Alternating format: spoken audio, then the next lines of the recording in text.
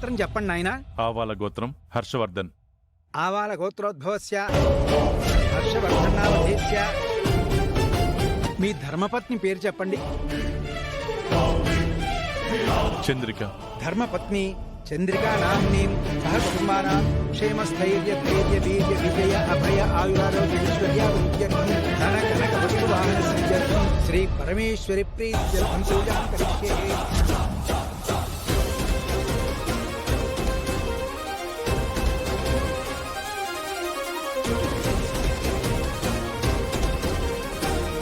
అమ్మా హారతి తీసుకోండి.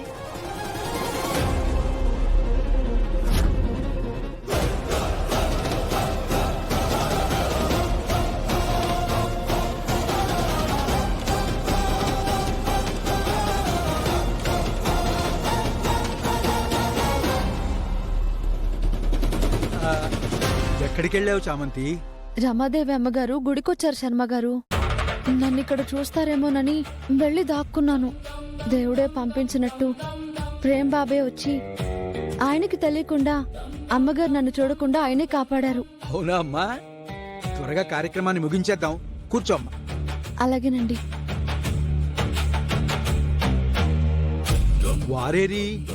ఇక్కడే ఉన్నాను పంతులు గారు. కూర్చోండి. మీ వాళ్ళు ఇంకో ఇద్దరు వస్తున్నారన్నారు కదండి. అది వచ్చేస్తారు.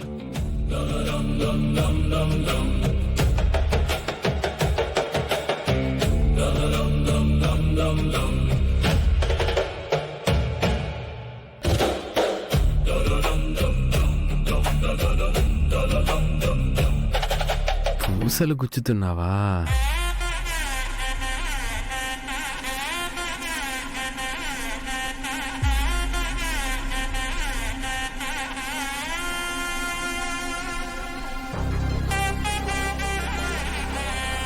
నువ్వు కూడా కూర్చోమ్మా.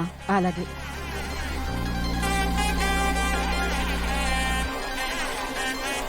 జామ్కి నేను వేశానని తెలియకుండా తన మెడలో తాళి ఎలా వెయ్యాలి ఇప్పుడు?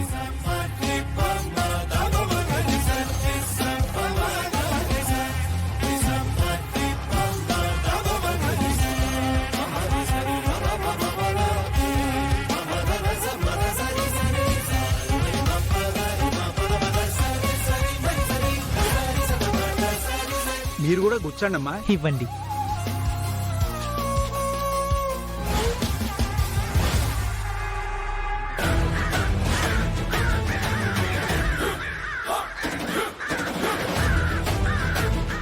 మీ భార్యాభర్తలు ఇరువురు ఈ కంకణాలు కట్టుకోండి. అలాగే పంతులు గారు. తీసుకోండి.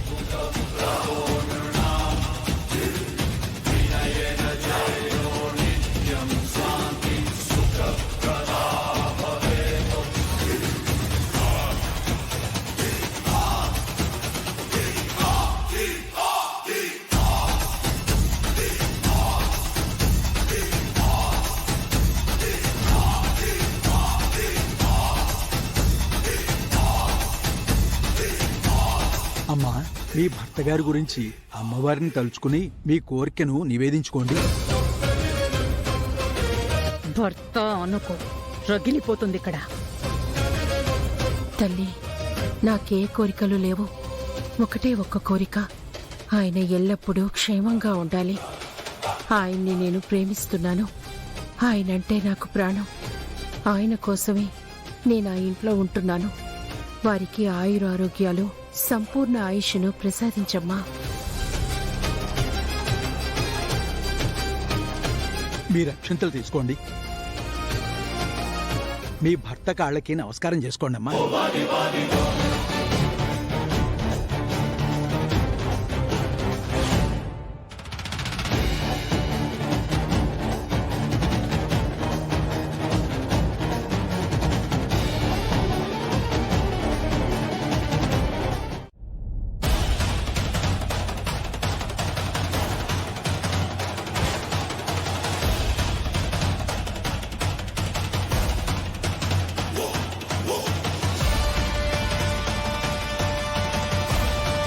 ఏంటి హర్ష, పాపం చెయ్యొదిలేసావు? పట్టుకో, హ్యాపీగా ఇద్దరు వెళ్ళి కాపురం చేసుకోండి. అమ్మగారు, నోర్మోయ్.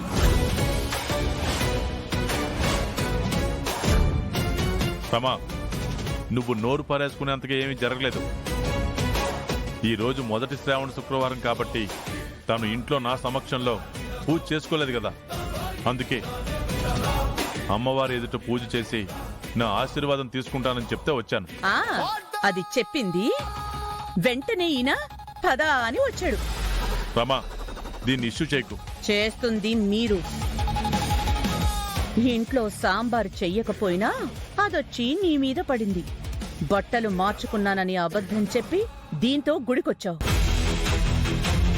అబద్ధాలు చెప్పి నన్ను రెచ్చగొడుతోంది ఎవరు? చిన్నదానికి నువ్వు రాద్ధాంతం చేస్తావని చెప్పలేదు. చెప్పొద్దని మీ ప్రియురాలు చెప్పుంటుంది.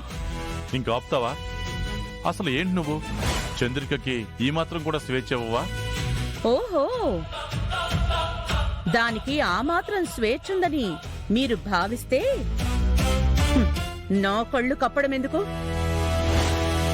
డైరెక్ట్ గా తీసుకుని రావచ్చు కదా. చెప్తే ఒప్పుకునేవారా? నువ్వు మాట్లాడావంటే ఇక్కడే గొయ్యి తీసి పోతేస్తాను.